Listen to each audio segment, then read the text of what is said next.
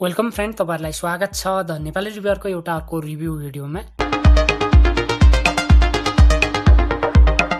आजको यो भिडियोमा तपाईहरुलाई रिसेन्टली रिलिज हिन्दी डब यस्तो तमिल मुभी सजेस्ट गर्नेछु जुन मुभी डाइरेक्टली इनडाइरेक्टली तपाई हाम्रो जिन्दगीसँग रिलेट गर्छ, जुन चाहिँ मलाई भवाले लाग्यो। फिल्मको नाम हो 3BHK।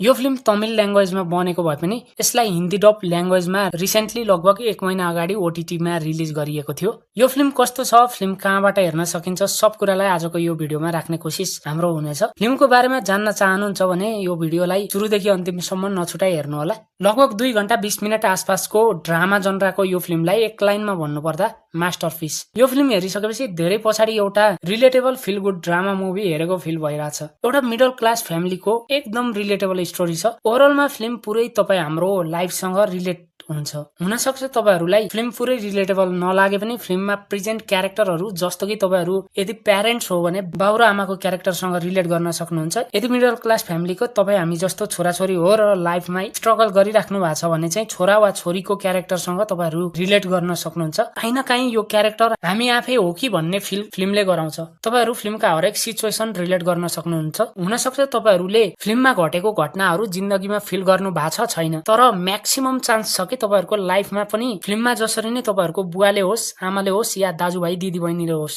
या तपाईहरुको छोराछोरीले तपाईहरुको लागि केही न केही त्याग र केही न केही सपोर्ट चाहिँ गरेकै हुन सक्छ, जसले गर्दा फिल्म डाइरेक्टली हाम्रो मिडल क्लास फ्यामिलीसँग रिलेट गर्छ। यो फ्यामिलीले जसरी फ्यामिली भ्यालु, इमोसन, रेस्पेक्ट, फ्यामिलीको ड्रिम त्यसलाई पूरा गर्न पुरै फ्यामिलीले गर्ने संघर्ष जसरी देखाएको छ, जसले फिल्मलाई एकदम ब्युटिफुल र रिलेटेबल बनाइदिन्छ। फिल्म यति रिलेटेबल छ कि फिल्मका कतिपय सिनहरुमा तपाईहरुको आँसु झरेको पत्तो हुँदैन। फिल्मका एउटा दुईटा सिनमा योगी बाबु मार्फत हँसाउने चेष्टा नि गरिन्छ।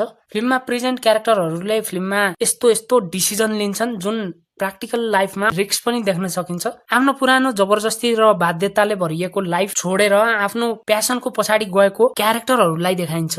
फिल्मबाट इन्स्पायर्ड हुन सकिन्छ, तर जोखिम पनि उति नै छ।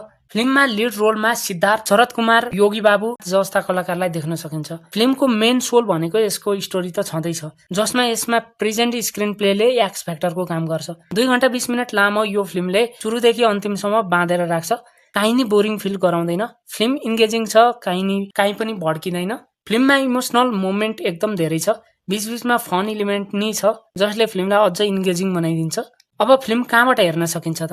फिल्म युट्युबमा अनअफिसियल्ली धेरैवटा च्यानलमा राखिएको छ। 3BHK सर्च गरेर हेर्न सकिन्छ। ओभरअलमा भन्ने हो भने फिल्म मिस नगर्नु होला भन्छु म चाहिँ।